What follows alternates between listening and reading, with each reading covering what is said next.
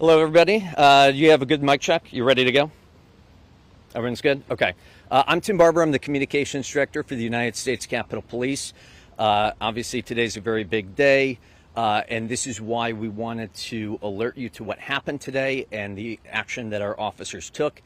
United States Capitol Police Chief J. Thomas Manger is going to give you a brief synopsis as to what happened today, and then he's going to answer a few questions, keeping in mind that obviously this just happened this afternoon, and there's some details that we have to hold back as our investigators do their work. Here's Chief Manger. At about 12:20 this afternoon, a white male entered the south entrance of the Capitol Visitor Center and approached the screening area. He was directed to put his coat and his backpack down for screening. He stood there for a few seconds, then put his stuff on the conveyor belt. As soon as his backpack and his jacket went into the screening area, U.S. Capitol Police officers staffing that screening area saw what appeared to be something in the shape of a firearm. They also saw two bottles in the backpack. As the man was standing there, one of the officers noticed a faint odor of gasoline, and when they pulled the backpack off the conveyor belt, they noticed a much stronger scent of gasoline. At that point, the subject was detained. He was placed under arrest. We found a flare gun, a lighter, and a torch lighter in his jacket. There was also other articles in his backpack, and he is now in custody. And again, very active investigation. We located his vehicle. That was several blocks away. We now have the vehicle as well. And again, ongoing investigation. Happy to answer any questions that you have. It's my understanding that he had a manifesto that was anti-government and had maybe some pro-Palestinian or anti-Israel manifestations in that, and that he had driven all night from Michigan. Is that accurate? And what can you elaborate on that? He had papers with him that he said his intent was to deliver them to Congress. We're still going through all of those papers. It's quite a bit, and we are trying to determine where, in fact, he did come from. And again, active investigation. So there's a lot of follow-up. When we get that information, there'll be additional follow-up.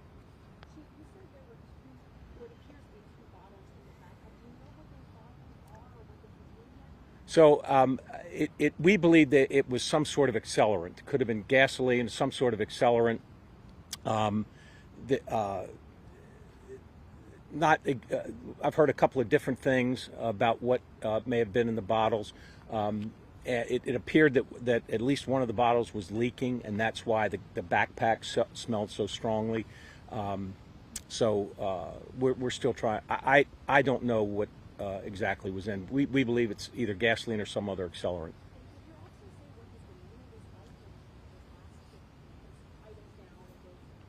He was very compliant.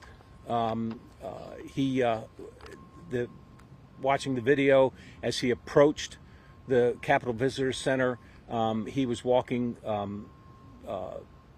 fairly slowly, looking around. When he walked into the CVC, he's observed looking around, looking up, looking to the left, to the right. And it was actually then that one of the officers came up and said, "Sir, you need to put your stuff on the machine." And he hesitated for a moment. The officer told him again. That's when he got closer to the screening area and put his stuff on the conveyor belt. He made a few statements to the officers, but he's being interviewed now by the investigators, and so we haven't gotten the results of that interview yet. Chief, the Capitol Visitor Center was closed to anybody idea of what was going on outside. What was the thinking of allowing the people who are already in there to remain in there as opposed to being back there? Well, he was in custody, and we had his belongings, so we closed the visitor center after he came in, and we determined what we had, so no one else could come in. The people that were inside the visitor center were further inside the visitor center, and were not in any danger. Chief, did it happen at this entrance behind us or on the other side? It happened right, the one on the to your left. Okay. It's a south entrance. Did your officers have a working theory? Did he plan to light himself on fire, light something else on fire? Do we know? It's hard to tell. He had some articles in his backpack that he may have wanted to set on fire. It did not appear that he had doused all of his clothing. There was some of his clothing that smelled like gasoline, but not all of it. So it's really unknown at this point what his intention was. In light of the situation, will there be any additional security measures taken, and how long will they be taken? Well, we're on certainly on a heightened alert, and have been for the days up till the election day today, and we are have an enhanced posture in terms of our security currently, and it'll just continue through November, through December, and through January, all the way through and beyond the inauguration if need be. Something that you said looks like a firearm in his backpack. Was that a firearm? It was a flare gun. Can you describe the torch a little better? Torch gun? No, I believe it's like a torch lighter that you would light a pipe with or light a cigar with, something like that. Do you have any sense if this was at all related to elections or just something else?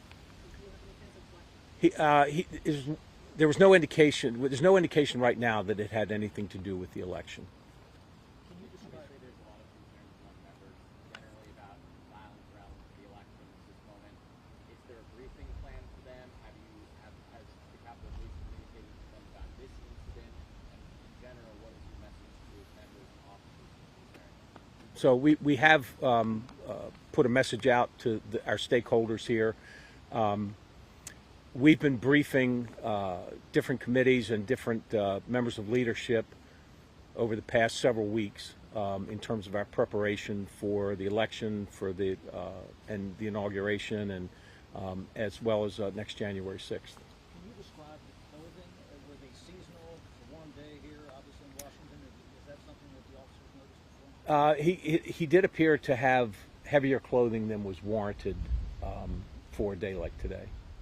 Can you talk at all about his online presence and what investigators have found? Well, I do know that they have found information on social media, and I know that they're in the process of reviewing that.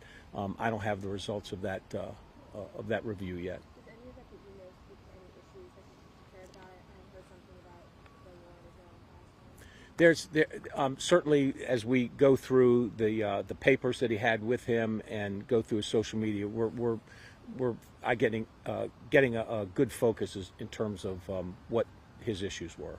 All right, folks, we have time for a couple more questions, and then we're Was going to that go. one of his issues, Israel gun? It may have been. It may have been. And you said you're working to determine where he's from. Does it appear at least that he is from outside the D.C. area? I believe it appears that he's from outside the D.C. area. Yes. All right. Thank you all very much. Appreciate Thank it. you. And folks, we will be putting out a press release later with some more information. Obviously, our investigators are working right now to piece some more things together. As soon as we have more information that we can provide, we'll push that out on our website and on social media as well. Thank you.